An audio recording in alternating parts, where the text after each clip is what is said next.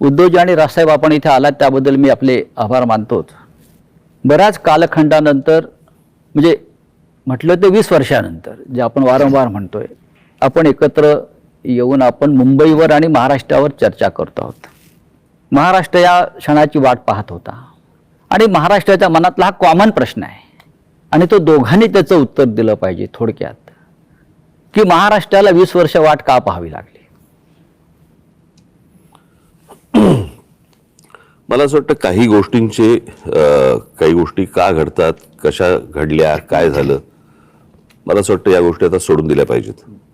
आणि मी त्या दिवशी महेश मांजरेकरांच्या मुलाखतीमध्ये मी सांगितलं होतं की कुठच्याही भांडणापेक्षा आणि वादापेक्षा महाराष्ट्र मोठा आहे आणि आज संकट महाराष्ट्रावरती आहे, मुंबईवरती आहे, महाराष्ट्रातल्या अनेक शहरांवरती आहे आणि जे संकट आहे हे मराठी माणसाला समजलेलं आहे की काय प्रकारचं आहे आणि काय प्रकारचं राजकारण महाराष्ट्रामध्ये सुरू आहे।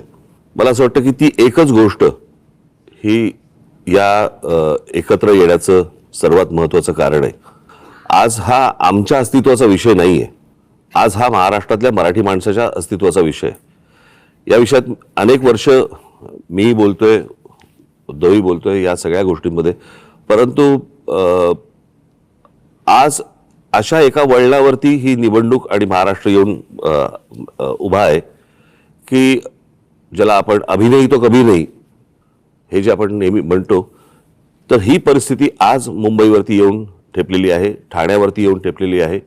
खरं तर बघायला गेलं तर MMR रिजनवरती येऊन ठेपलेली आहे। MMR रिजन मी मुद्दामून बोलतोय आणि त्या सगळ्या गोष्टींसाठी म्हणून आज आम्ही एकत्र येणं गरजेचं आहे। कारण आज नाही बरोबर आलो आणि आज या गोष्टींचा सामना नाही केला तर मला असं वाटतं महाराष्ट्र आम्हाला माफ नाही करणार। उद्धव साहेब, मला वाटतं राजसाहेबांच्या भावना, मला असं वाटतं की राजने उत्तर जे दिले त्याच्यामध्ये एवढंच मी बोलेन, आम्ही दोन भाऊ एकत्र आलोय हा एक मुद्दा वेगळा आहे, भावनिक आहे, पण दोन भाऊ एकत्र येणं याचा अर्थ महाराष्ट्रातील प्रत्येक मराठी माणसाने एकत्र आलं पाहिजे।